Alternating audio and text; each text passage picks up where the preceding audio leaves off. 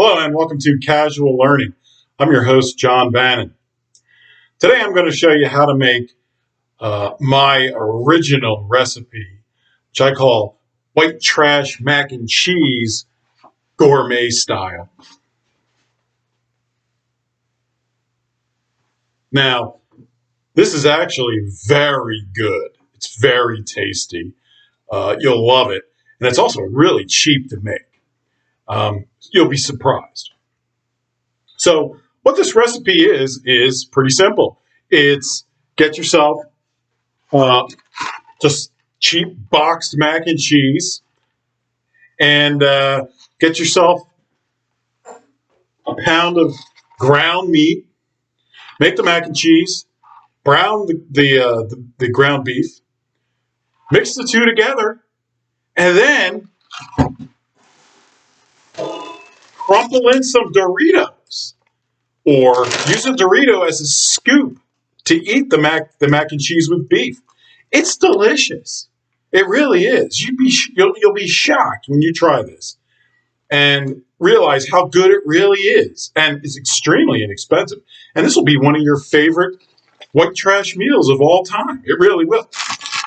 Of course, it's the Doritos that makes it really good. So these are essential.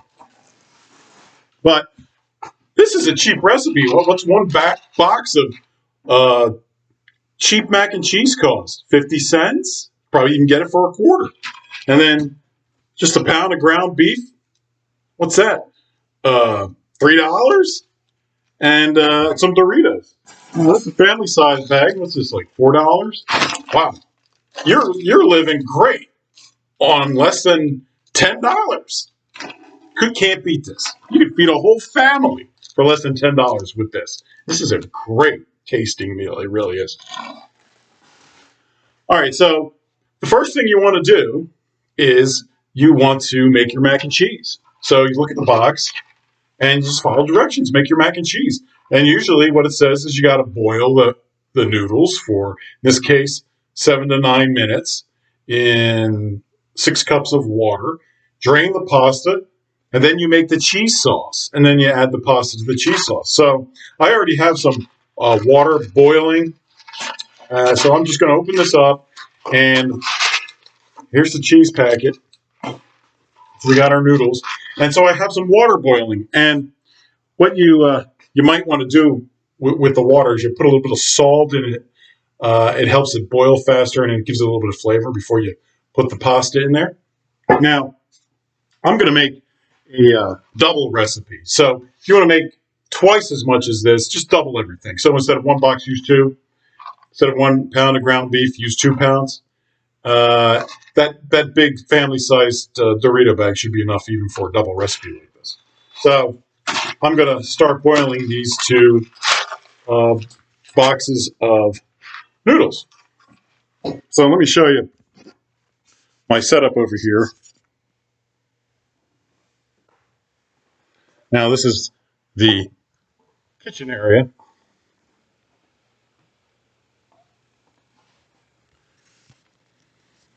So you can see I have some water already boiling. I'm going to add a little salt just to give it some flavor.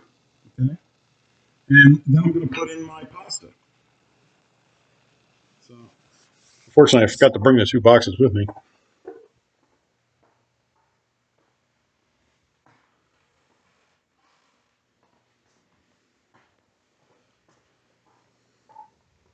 So this pasta will be done in about 9 minutes.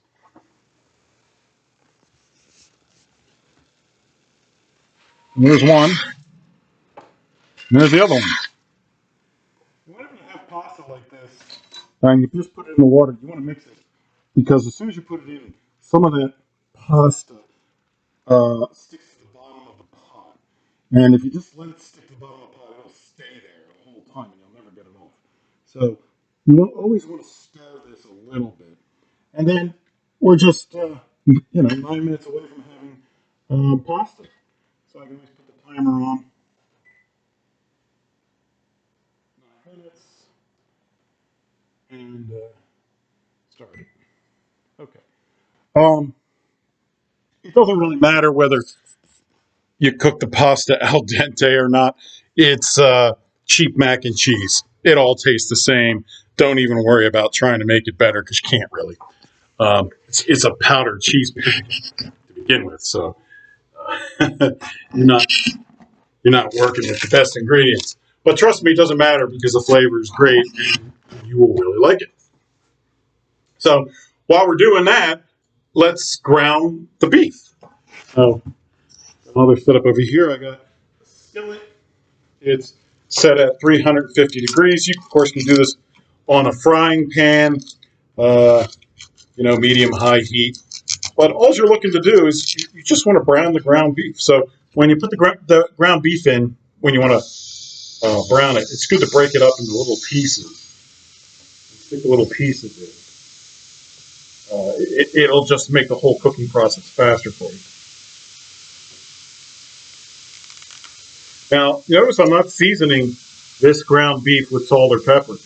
That's because there's plenty of salt in the mac and cheese and in the Doritos, so you don't need it. And this recipe doesn't require pepper because you're basically going to get the flavor from the Doritos. So it's going to be a Dorito flavor, and you don't want to mess with that flavor. It's a delicious flavor. No need to add any seasoning. So when you're cooking ground beef like this, you always want to mix it around because the burn part is at the bottom, and it doesn't take ground beef very long to cook. So you want to constantly mix it up. See, a lot of that ground beef is just sticking to the bottom. So you just mix it up, break it down. If you push down and you sort of break the ground beef up while it's still in a raw state, you can get a more granular beef final product. Because once it's cooked, it doesn't separate very easily. But before it's cooked, it does. So you just keep pushing it down and breaking it up, and the beef bits you'll end up with will be smaller and better for this dish because you want that mixture between the mac and cheese and the beef, and you don't want big chunks of ground beef in there.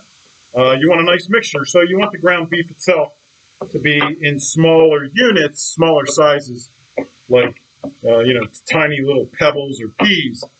And the way you do that is you just continue to break it up while it's frying. And that's what I'm doing here. It doesn't take ground beef very long to cook at all. You can already see it's half done at this point.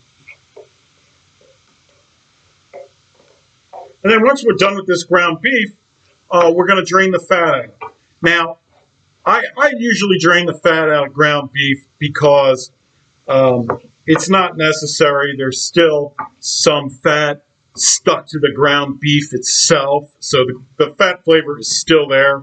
But just having a pool of fat in your ground beef doesn't really add anything, and it might give you indigestion. So I find it usually the smart move to drain ground beef. Depends on how fatty the ground beef is. Leaner ground beefs aren't going to have as much fat for you to drain off. But this is regular ground beef. This is a regular 80-20 mix. So this has got a lot of fat in it. Yeah, this is ground beef chuck, 80 lean, 20 fat. So this is your typical hamburger type ground beef.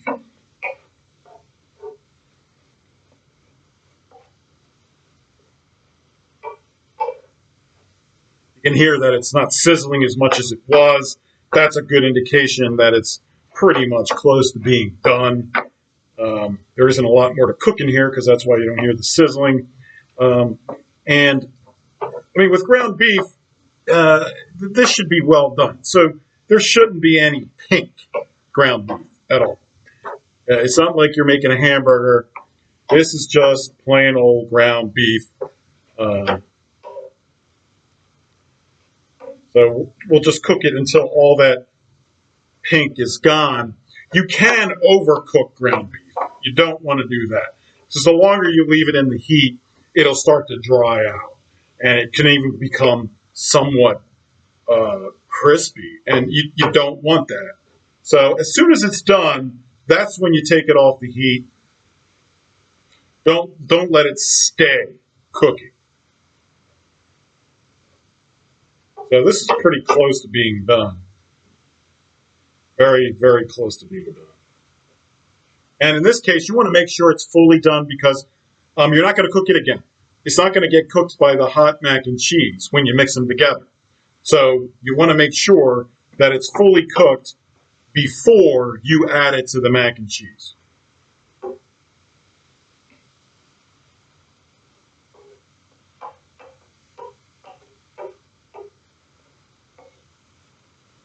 Okay, this looks done to me. I don't see any pink in there at all. I don't want to cook it. So what I'm going to do at this point is I'm going to drain it for you. Because I'm down here, not in the kitchen setting, I'm going to use this draining setup I have. I have a drain colander, and I got a big pot. I'm just going to pour the ground beef in the colander, and the fat will drain off in the pot, and that'll work as a makeshift drain. So what I do is I start moving the ground beef to one end because I'm going to tip it over and knock it in this drain, and that makes it easier and less likely for stuff to spill out on me. I'm just going to take this and be careful, make sure it doesn't spill out, and just dump it all in there like that. Okay, there we go. At this point, I don't need this skillet anymore, so I'm going to turn that off. And you can see I have my ground beef, and I've got fat dripping down, and that's still warm, so that's good.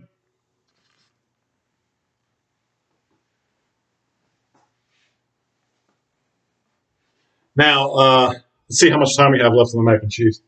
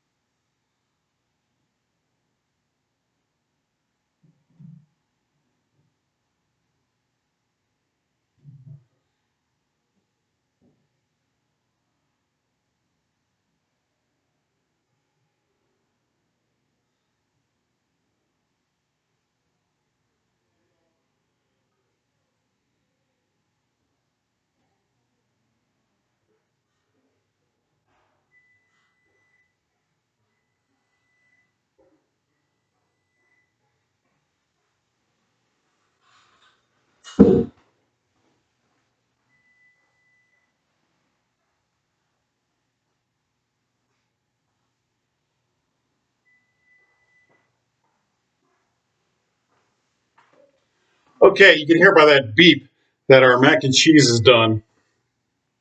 So it's in this water. It's boiled. It's certainly not al dente. It's totally cooked. So what I'm going to do is I'm going to take this ground beef drainer, and I'm going to take this. I'm going to take the ground beef, and I'm going to transfer it to another bowl, fully drained at this point. Then I'm going to take the pasta, and I'm going to mix it up a little bit. You want to make sure that any pasta that's stuck to the bottom you've gotten off before you pour it in. And I'm going to pour the pasta in, and that's going to drain. Then I'm going to take the pasta pot itself, and we're going to use that, and we're going to make the cheese sauce. So what you do is, the way you make the cheese sauce is it's a combination of milk and butter and cheese sauce, and or powdered cheese. And you read it just right, the directions right off the box. So I'm going to take this pot. I'm going to put it back on the stove. We're going to heat it up. We're going to melt the butter, and then we're going to add the milk.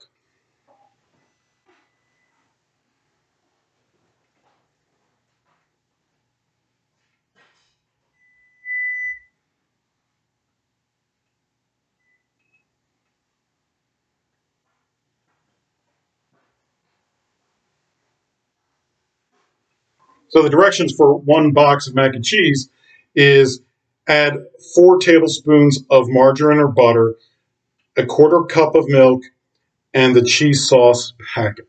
So 4 tablespoons is a half a stick of butter. So we're gonna, since I'm done with this recipe, I'm gonna use a full stick of butter. So I'm gonna take this full stick of butter and I'm gonna stick it in the pan, the pot, which I put to medium because you got to melt this medium heat.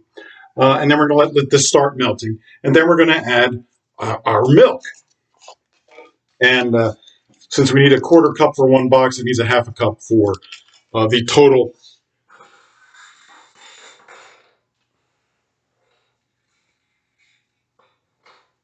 The total 2 boxes that I'm making. So again, I'll show you what I'm doing over here.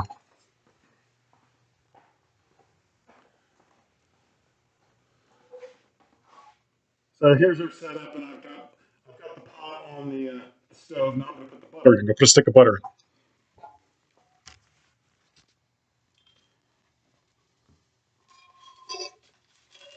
I'm using salted butter. I've never tried it unsalted. I don't know whether it makes any difference whatsoever.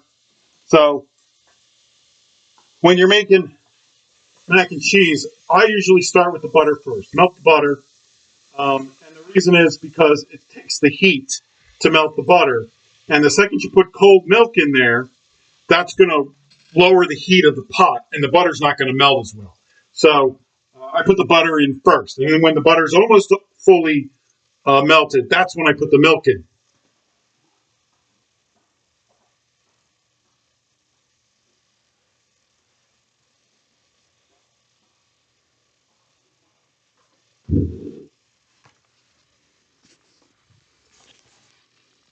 So you can see how half the stick of butter is melted.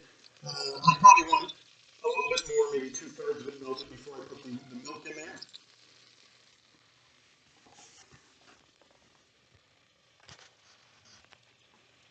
Uh, you can just use cold milk out of your fridge. Doesn't matter what kind of milk it is. Just use a stick of butter out of your fridge. Doesn't really matter what the butter is. This is a very simple recipe. So you mix the butter a little bit. It helps it give it time to melt. What you don't want to do is overcook. You don't want to cook this butter. You don't want this butter turning brown or burning, because then you'll ruin it and it won't taste good.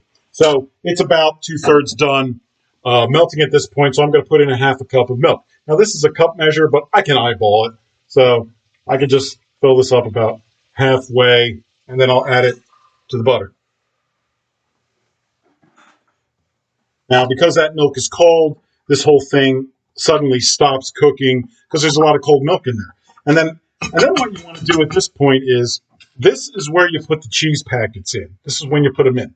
And because the cheese granules are sticky and clumpy and they're dry, and it takes some mixing, a lot of mixing, to get that dry cheese powder into the liquid of this milk and butter so that it's like a cheese sauce.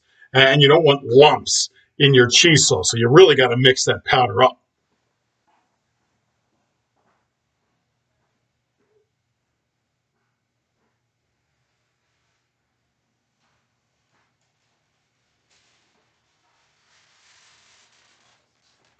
So here's the packets of cheese.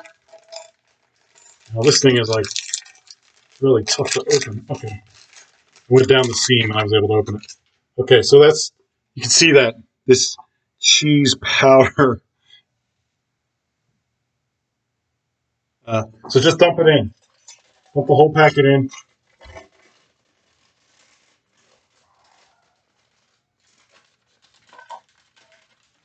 Make sure you get it all out. So you put one packet in and you mix it up. I think it's easier to do one packet at a time, just because there's a lot less lumps to deal with, and you can really focus on getting rid of the lumps in the first packet while there's a lot more liquid in there, which means it's going to be easier to do that before you put the second packet in there. Now, that's the thing with this cheese sauce. Cheese sauce is, you got to get rid of those granules, and you're going to get lumps in your cheese sauce, and you don't want that, because if you bite into a lump, it's going to be dry granular cheese, and who wants that? So you really have to mix this cheese sauce aggressively in order to get rid of all those lumps. Now, I'm having a hard time getting rid of every last lump, but not the perfect cheese, ground granulated cheese. All right, so now I got to put the second one in there.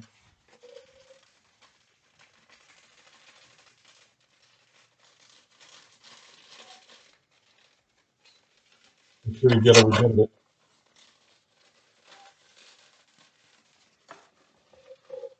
Now, in terms of box mac and cheese, it's interesting because some of the cheapest box mac and cheese really isn't that bad when you compare it to the more expensive one. I don't think you really get much of a benefit of going to an upscale box mac and cheese. I don't really think it makes much of a difference.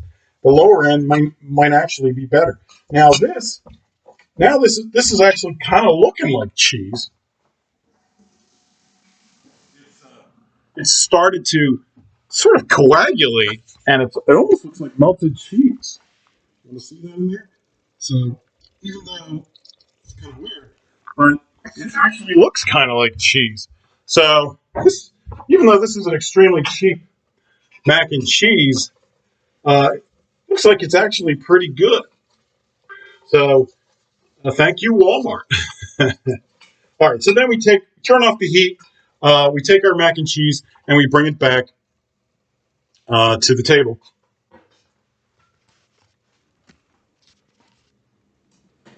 All right, I'll just do one thing at a time.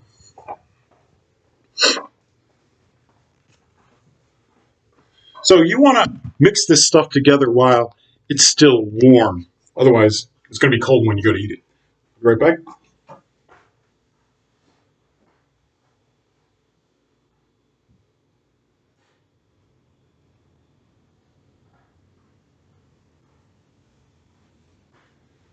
Okay, so we have uh, our cheese sauce, and then what you want to do is you want to add all the pasta to the cheese sauce. So just add it right into the pot that you cook the cheese sauce in, and the pasta in, just like that. Get these little stragglers off. Put them in. Then aggressively mix this. And the reason you have to do that is because you want the cheese sauce to get on all the noodles. You want it to be evenly mixed on all the noodle surfaces, and that takes a lot of mixing, and you got to scrape off the bottom, and because the heavy cheese is on the bottom, and the cheese that doesn't have as much sauce on it is near the top.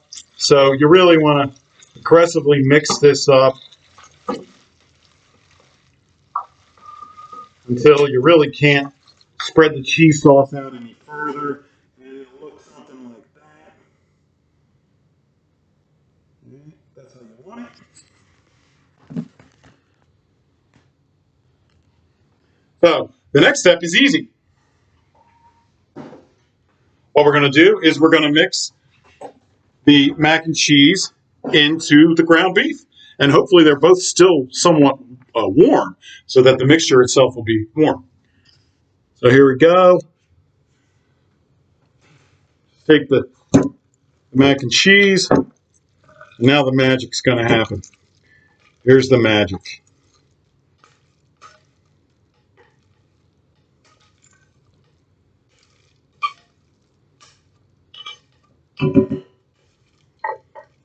Scraping all the excess mac and cheese off the bottom. I'm going to get it all out of there. No point leaving it in the pot because no one's going to enjoy it in there. So get it all out.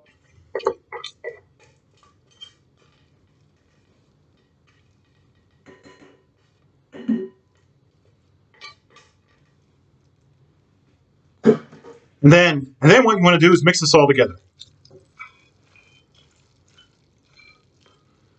So you want a nice uniformity of mac and cheese and ground beef. Nice uniformity.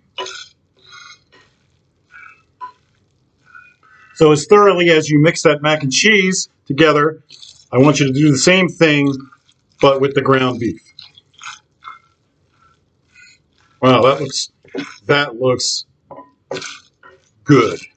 And I'm going to make something that's good into something that's great. Thank you, Frito-Lay.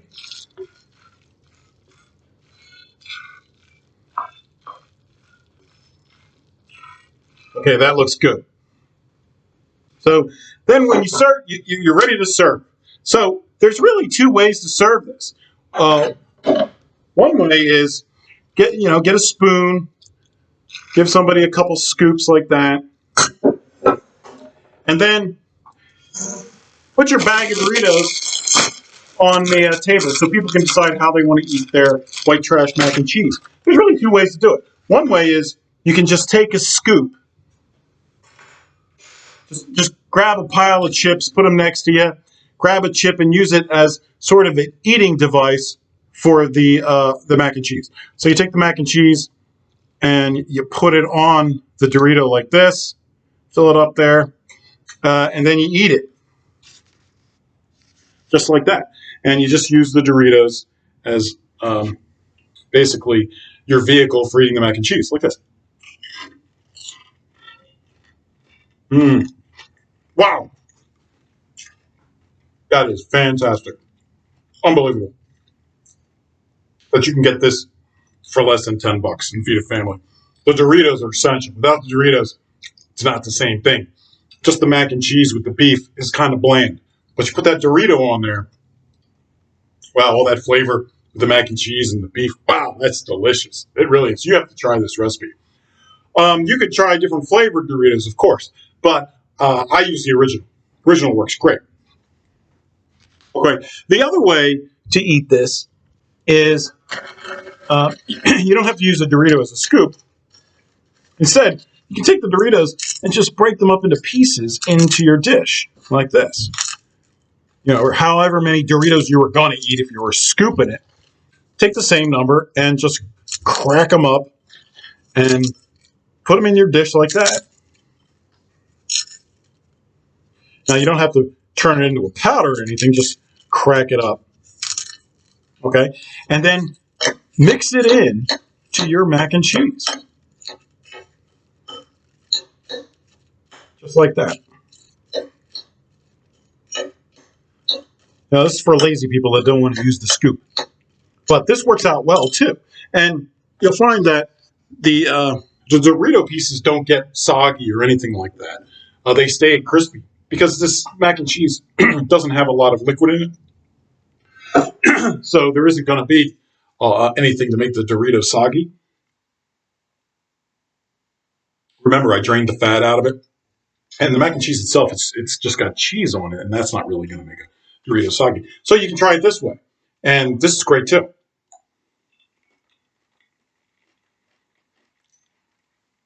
In some respects, this is even a better way to do it. Wow, this is really great stuff. Delicious.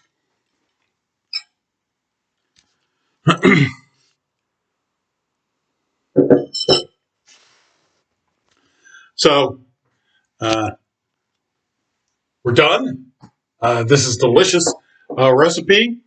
It's cheap. It's easy. It's fast. What would it took? 15 minutes tops. It's delicious. Everybody likes it. I've never met a single person who didn't like this. And I have a big family. They all love it. You'll enjoy it too. Trust me. So try my white trash mac and cheese gourmet style. You'll never regret it. So try it. You'll love it. I hope you learned something and take care.